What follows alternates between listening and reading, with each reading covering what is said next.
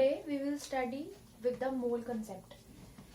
It is a concept of numbers.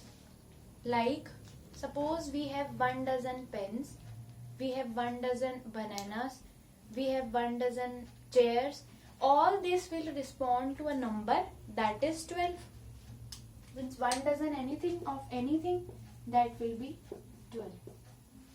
Similarly, 1 mole of any element, कोई भी element हो, चाहे ऑक्सीजन हो, कोई और हो, नाइट्रोजन हो, फॉस्फोरस हो, कुछ भी हो, उसमें हमारे पास जो नंबर है that is 6.022 cross 10⁻⁻23 particles. And these particles, they can be atoms, they can be molecules, they can be ions also, or anything. Means that will represent just a number. 6.022 into 10⁻23. It is a number and it is a huge number.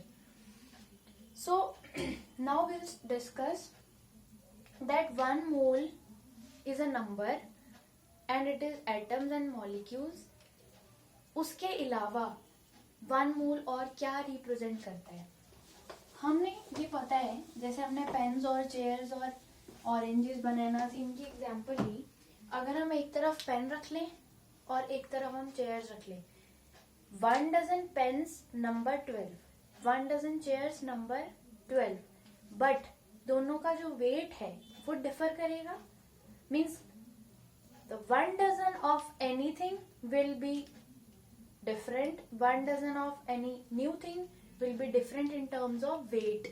Similarly, ऐसे ही मोल में भी होता है.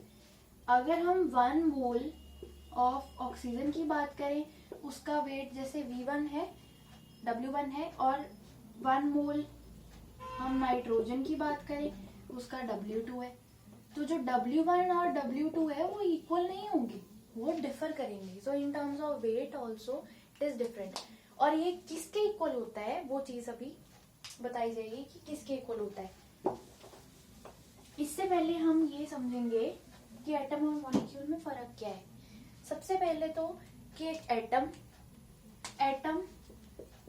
It is a particle which may or may not have independent existence. Suppose हम xenon की बात करें या हम कार्बन की बात करें, बोरोन की बात करें, ऐसे एलिमेंट्स की बात करें जो मोनोटॉमिक होते हैं, ये एक ही एटम के बने. मींस एक एलिमेंट में सिर्फ सिमिलर एटम्स ही हैं और एक एटम इंडिपेंडेंटली एग्जिस्ट करता है.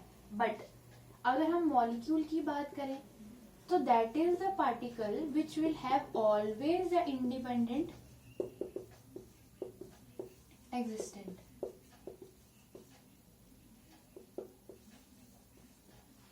सपोज ऑक्सीजन है, नाइट्रोजन है या फ्लोरीन है, ये सब जो एलिमेंट्स है ये इंडिपेंडेंटली एग्जिस्ट करेंगे ही करेंगे. बिकॉज जैसे अगर हम हाइड्रोजन की बात लें, ऑक्सीजन की लें, किसी की भी लें, एक एलिमेंट हाइड्रोजन मीन्स एक एटम हाइड्रोजन का प्लस एक एटम एक और हाइड्रोजन का, they will form a molecule and this molecule is independently exist. Hydrogen का एटम और ये एटम, ये दोनों एग्जिस्ट नहीं करते. H2 एग्जिस्ट करता है और ये एक मॉलिक्यूल है, ये एक एटम नहीं है. ओके, सो इसलिए मॉलिक्यूल को हम बोलते हैं कि ये हमेशा इंडिपेंडेंटली एग्जिस्ट करेगा ही करेगा, इसमें कोई शक नहीं है. और एक और चीज है कि जो the ultimate particle of the element is atom and the ultimate particle of the compound is a molecule. Okay, so number की टर्म्स में हमने देख लिया कि 1 मोल जो है वो 6.022 इंटू 10⁻23 पार्टिकल्स है और उसका वेट जो है, अब इन टर्म्स ऑफ वेट हम देखेंगे कि वो क्या होता है. उससे पहले हम ये देखेंगे कि एटॉमिक मास क्या है. एटॉमिक मास नाम से ही जस्टिफाई कर रहा है कि एक एटम का मास. अब हम केमिस्ट्री के पॉइंट ऑफ व्यू में किसी भी एलिमेंट या एटम का मास जो है वो एब्सोल्यूट नहीं लेते, हमें रिलेटिव लेते हैं, means with respect to something जो हमने एक एलिमेंट कंसिडर कर रखा है, और वो एलिमेंट हमने कार्बन 12 एलिमेंट ले रखा है. Okay, so atomic mass is always that the atom, how much the atom is heavier than C12, means carbon taken as 12. तो अगर हम इसकी डेफिनेशन पे आए तो एटॉमिक मास को हम सिंपली ये लिख सकते हैं कि जो एटॉमिक मास है वो है मास ऑफ द एलिमेंट या mass of the atom, you can say, divided by 1/12 the mass of carbon 12. Carbon 12 means isotope of carbon. Isotope is the atoms of the same element having same atomic number but different atomic masses. Suppose example के तौर पे अगर हम लें carbon, carbon C12 भी है, C13 भी exist करता है, C14 भी करता है, जिनका एटॉमिक नंबर 6 ही रहेगा ऑलवेज. ये हैं the isotopes of carbon. That is why अब एक क्वेश्चन आता है कि एटम एज अ होल, ठीक, एटम का मास जो है वो मतलब आधा एटम नहीं हो सकता, because it is a ultimate particle. इससे छोटा चीज, इससे छोटी चीज एग्जिस्ट कर ही नहीं सकती. लेकिन फिर भी जब हम मासेस लेते हैं तो हाइड्रोजन का भी 1.008 करके एंड ऑल दिस, तो हम जो है मासेस वो पॉइंट्स में लेते हैं. सो पॉइंट्स में लेने का मकसद क्या है, क्योंकि जो एलिमेंट्स हैं वो आइसोटोप्स की फॉर्म में एग्जिस्ट करते हैं. इसका 98% के करीब एग्जिस्टेंस है, इसकी 1.002 एंड इसकी 0.0002 एग्जिस्टेंस है. तो अगर इसकी हम कंपोजिशन निकालें तो हम इसको कैसे लिखते हैं, 12 जो उसका मास है इनटू इसकी कंपोजिशन है, तो इट इज 0.0098, डिवाइड करोगे 100 से, दिस इज, और 13 में भी plus 13 cross 0.0002, means all this करके उसको डिवाइड कर देंगे द टोटल कंपोजिशन विद 1.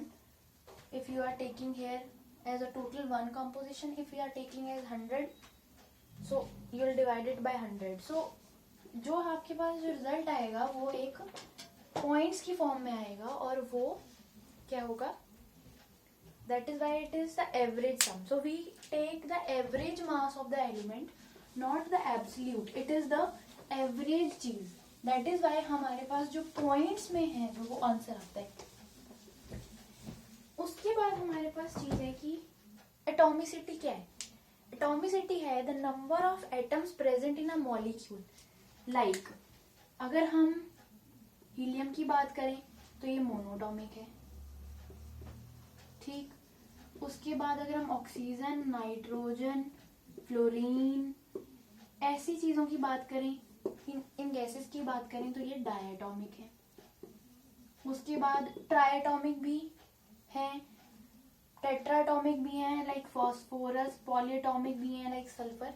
अब इसमें ऑक्सीजन के 2 एटम्स प्रेजेंट हैं, इसमें फ्लोरीन के 2 हैं, इसमें फॉस्फोरस के 4 एटम्स प्रेजेंट हैं. 4 एटम्स मिलके फॉस्फोरस के एक मॉलिक्यूल बना रहे हैं, total P4, which is existent. So that is why atomicity आपको पता होना चाहिए, क्योंकि न्यूमेरिकल्स पॉइंट ऑफ व्यू में ये बहुत इंपॉर्टेंट है. एक क्लासिफिकेशन आपके पास होमोटॉमिक और हेटेरोटॉमिक की आती है. होमोटॉमिक नाम से बता रहा है कि अगर एक कंपाउंड में, एक एलिमेंट में सेम एटम्स प्रेजेंट है, लाइक ऑक्सीजन, फ्लोरीन, नाइट्रोजन, जो भी बताया, ये सब होमोटॉमिक पार्टिकल्स हैं, मीन्स सब सेम एटम से बने. लेकिन हेटेरो में क्या होगा, डिफरेंट होंगे. हेटेरोटॉमिक में एग्जाम्पल के तौर पे आप अमोनिया ले सकते हो, अमोनिया जिसका फॉर्मूला NH3 है, ओके. देन मीथेन CH4, ये सब जो है वो हेटेरोटॉमिक पार्टिकल्स हैं. जिसमें जो एटम्स हैं वो डिफरेंट हैं। नाइट्रोजन का ये 3, हाइड्रोजन के 4 एटम्स मिलकर डिफरेंटली एक कंपाउंड बना रहे हैं, so that is ammonia. So this is heteroatomic. Now ये सब हमने क्यों समझा, क्योंकि न्यूमेरिकल्स पॉइंट ऑफ व्यू में ये बहुत इम्पोर्टेंट है। क्यों? क्योंकि सबसे पहले जो चीज आती है वो है कि सपोज आपको दे रखा है कि 1 मोल ऑक्सीजन है। अब इसमें आपने number of molecules find out करने हैं। नंबर ऑफ मॉलिक्यूल्स आपने 1 मोल ऑक्सीजन में फाइंड आउट करना है। This is the question, very basic question. अब इसमें आपने क्या करना है, 1 मोल में 6.022 इंटू 10⁻23 पार्टिकल्स होते हैं। अब oxygen as a whole molecule है, तो इतने मॉलिक्यूल्स प्रेजेंट होंगे, वेरी इजी। और अगर हमें एटम्स फाइंड करने हैं, तो अगर 1 मॉलिक्यूल ऑक्सीजन में 2 एटम्स ऑक्सीजन के हैं, तो इतने मॉलिक्यूल्स में कितने एटम्स होंगे, that will be 2 cross 6.022 into 10⁻23 will be 12.044 cross 10⁻23 atoms. That is why I was saying कि वहां पे ना तो एटम्स वर्ड यूज होता है, ना आयंस, ना molecules. It is just the number, it is just the number of particles. They may be atoms, they may be molecules, they may be ions, anything. अगर आपको इसी जगह S8 दे दिया जाए तो molecules तो S8 के फिर भी सेम ही रहेंगे, बट एटम्स डिफर हो जाएंगे बिकॉज इसकी एटॉमिसिटी ऑक्सीजन से बिल्कुल अलग है। इसकी 8 है और इसकी 2 है। यहाँ पे आप जो 2 से मल्टीप्लाई कर रहे थे, अब आप 8 से मल्टीप्लाई करोगे तो आपके पास नंबर ऑफ एटम्स आ जाएंगे। So simple. नाउ नेक्स्ट जो हमारे पास ये है वो है कि एक क्वेश्चन ही है जिससे इजीली जो है वो मूल कंसेप्ट समझ आ जाएगा और अच्छे से। उसमें है कि आपको फाइंड आउट करना है the number of helium atoms in 52 grams of helium. ये क्वेश्चन है ना। इससे पहले आपको एक कॉन्सेप्ट जो है वो समझना पड़ेगा। इसमें क्या है, अब इसमें आपको नंबर की टर्म्स में तो दे नहीं रखा है, it is just the mass की टर्म में। अब मैंने ये पहले बताया था कि अगर आप 12 पेन्स लेते हो, 12 चेयर्स लेते हो, दोनों का मास अलग अलग होगा, लेकिन they will correspond to a dozen pens and the dozen chairs. Similarly अगर आप 1 मोल ऑक्सीजन लोगे वो अलग होगा, 1 मोल हाइड्रोजन लोगे उसका वेट अलग होगा, 1 मोल नाइट्रोजन लोगे उसका वेट अलग होगा। So the weight which is expressed in terms of grams, that is the gram atomic mass। और अगर आप मॉलिक्यूल का ले रहे हो तो that will be a gram molecular mass। हम इसको 16 लेते हैं gram atomic mass of 1 atom of oxygen, और अगर हम मॉलिक्यूल की बात करेंगे तो 16 क्रॉस 2 32 ग्राम्स हो जाएगा। तो ये 32 ग्राम हो जाएगा। ये 1 लेते हैं अप्रोक्सीमेटली 1 एटम का, तो ये 2 ग्राम हो जाएगा। और नाइट्रोजन का 14 लेते हैं तो मॉलिक्यूल का 28 ग्राम हो जाएगा। They are the molecular, so gram molecular masses. Actually जो मास होता है वो उसकी कोई यूनिट होती नहीं, बिकॉज हमने पहले देखा था कि फॉर्मूले में हम atomic mass by 1/12 of the mass of carbon 12 ले रहे हैं, तो यूनिट्स तो कैंसिल हो जाएंगी। सो उसकी एक्चुअल में कोई यूनिट होती नहीं है, but we take it as AMU। तो अगर हम इसे ग्राम्स की टर्म्स में लें तो सेम न्यूमेरिकल वैल्यू सेम होगी। यहाँ AMU की जगह you will write grams, so that will be gram atomic mass. So 1 mole correspond to the number that is 6.022 into 10⁻23 particles and the gram atomic mass if atom is there, gram molecular mass if the molecule is there। Atom की बात करें तो हमारे पास जो है वो boron है suppose. सो इसका जो है वो 10 होता है, तो यहाँ पे हम ग्राम एटॉमिक मास लेंगे। तो हम अगर यहाँ ग्राम एटॉमिक मास लेंगे, यहाँ मॉलिक्यूलर, बिकॉज O जो है वो O as it is exist नहीं कर सकता। कुछ गैसेस हैं जो एग्जिस्ट नहीं करती हैं, H2, O2, N2, F2, ये सब मॉलिक्यूल की फॉर्म में ही एग्जिस्ट करती हैं। दैट इज वाई हम इसे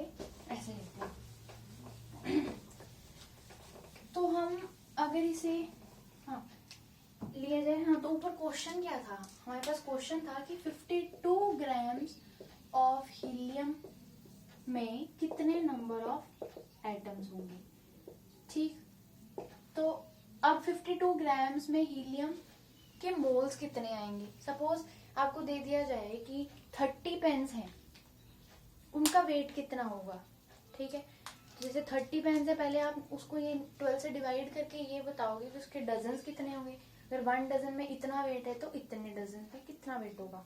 सिमिलरली हम ऐसे करेंगे, 52 ग्राम्स के लिए हम number of moles of helium लेंगे और इसका मास जो है वो क्या है, मास ऑफ 1 हीलियम एटम, वो हम लेते हैं 4।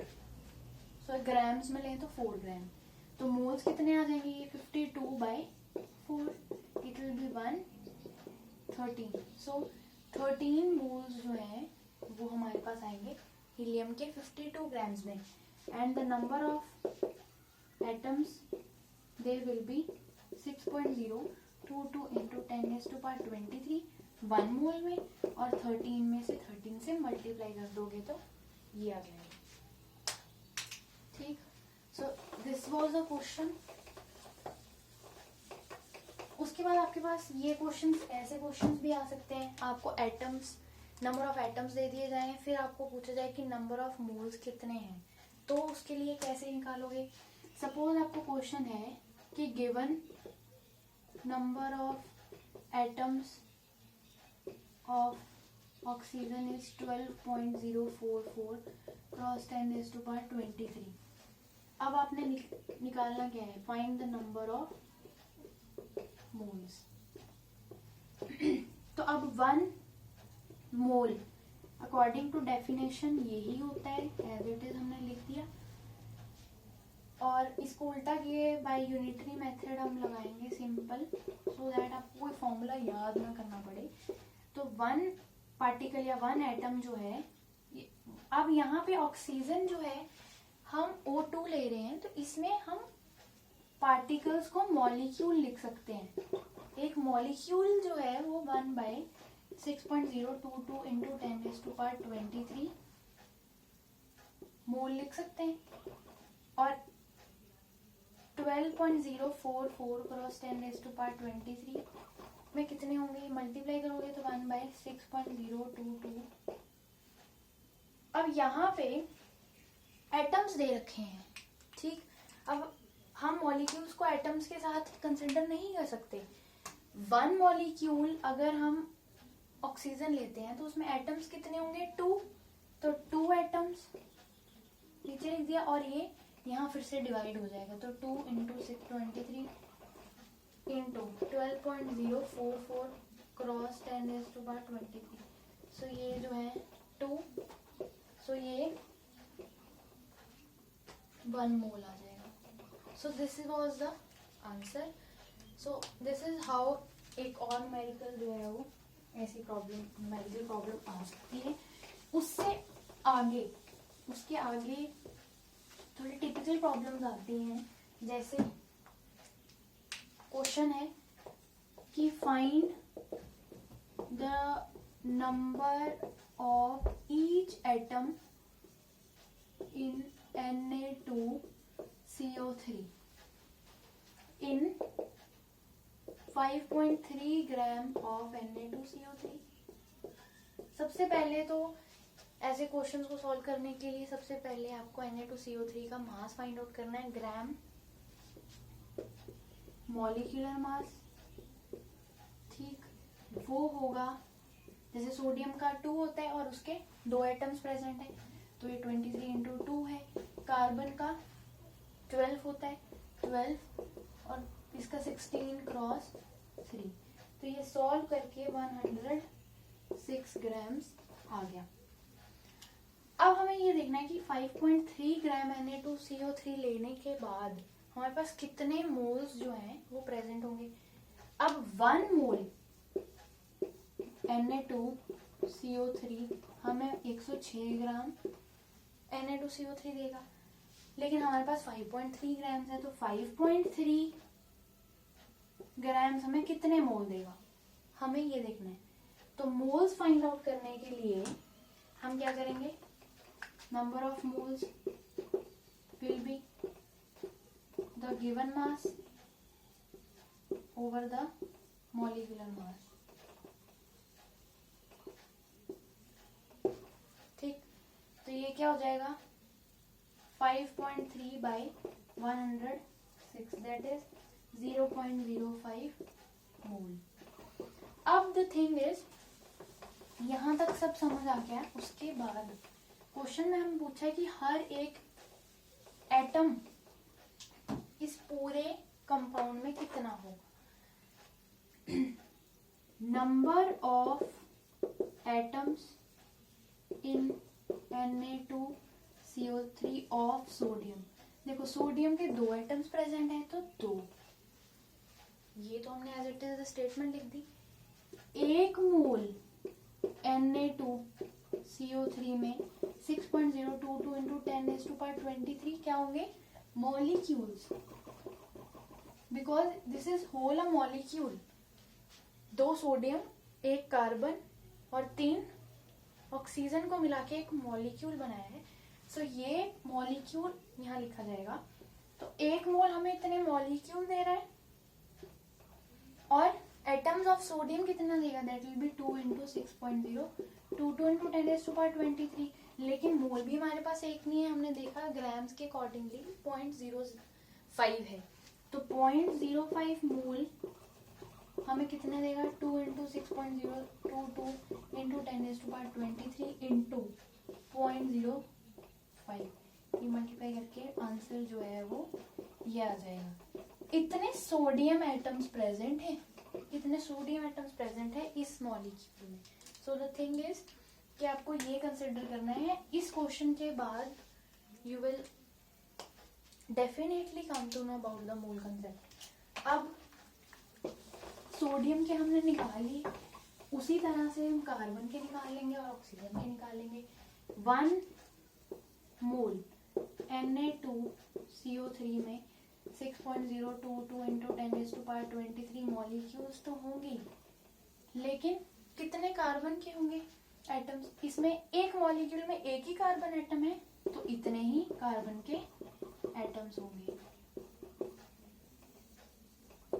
ठीक है, और हमारे पास 0.05 मोल बना था, तो ये हमें कितना देगा, 6.022 into 10⁻23 into 0.05 atoms of carbon.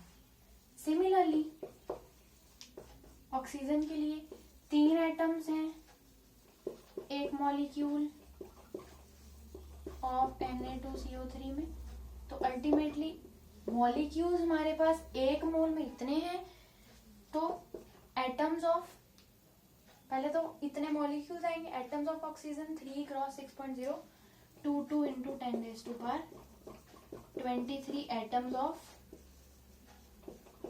Oxygen आएंगे, और 3 इंटू 0.05 क्रॉस 6.022 इंटू 10⁻23 जो है वो 0.05 मोल में आएंगे।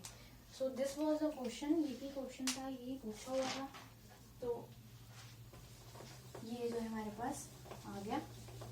उसके बाद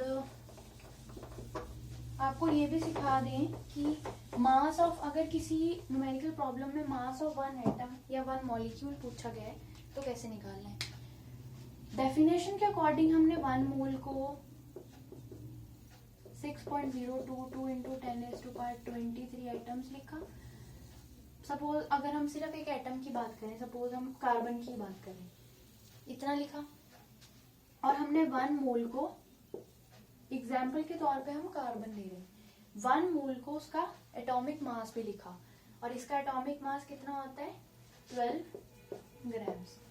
तो अगर हम इन दोनों को इक्वेट करें तो हम क्या लिख सकते हैं कि 6.022 इंटू 10⁻23 एटम्स का वेट जो है वो 12 ग्राम होगा।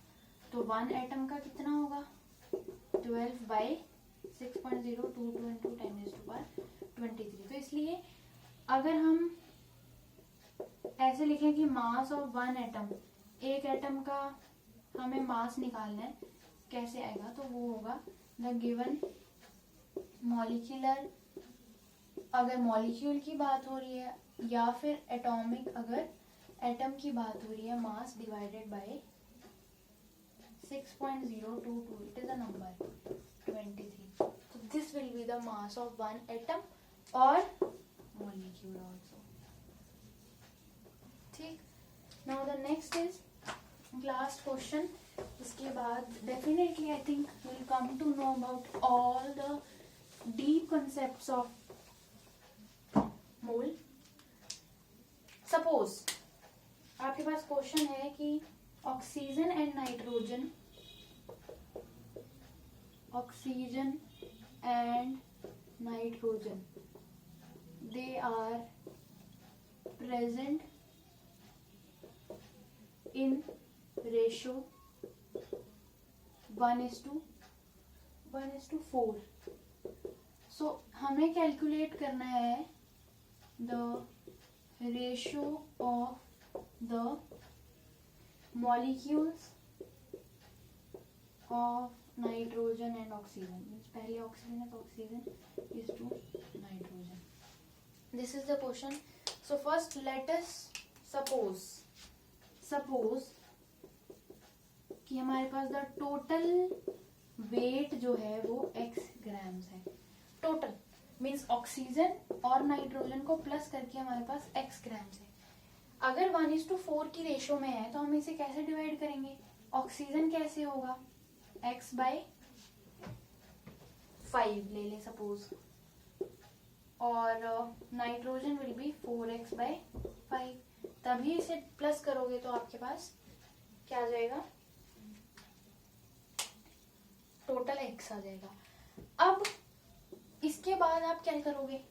नंबर ऑफ मोल्स निकालने के लिए आप इस वेट को मीन्स द गिवन वेट को आप डिवाइड करोगे उसके मॉलिक्यूलर मास से, because here the molecule is present O2 और here N2.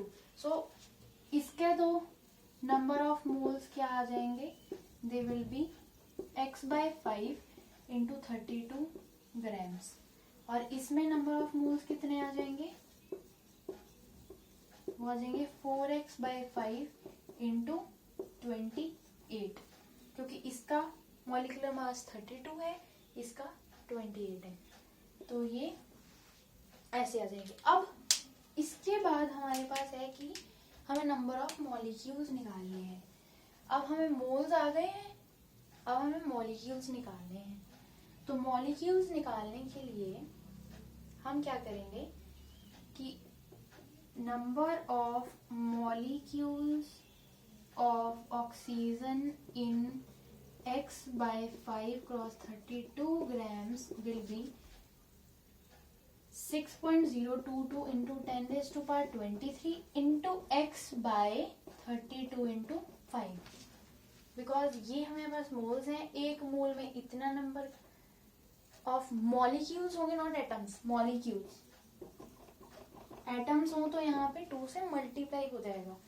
सो इतने मॉलिक्यूल्स आ गए, और the number of molecules of nitrogen in 4x/5 cross 28 gram will be again 6.022 into 10⁻23 into 4x/28 into 5. So ये तो हमारे पास आ गए मॉलिक्यूल्स. सो अगर हमें रेशो निकालनी है तो हमें इसे डिवाइड करना होगा, तो हम इसे डिवाइड करेंगे. तो डिवाइड करके हमारे पास ये तो कट ही जाएगा. तो ये अल्टीमेटली जो है हमारे पास रेशियो जो आती है वो आती है 1/32 is to 1/7. So it is 7:32. So this was the whole concept of mole.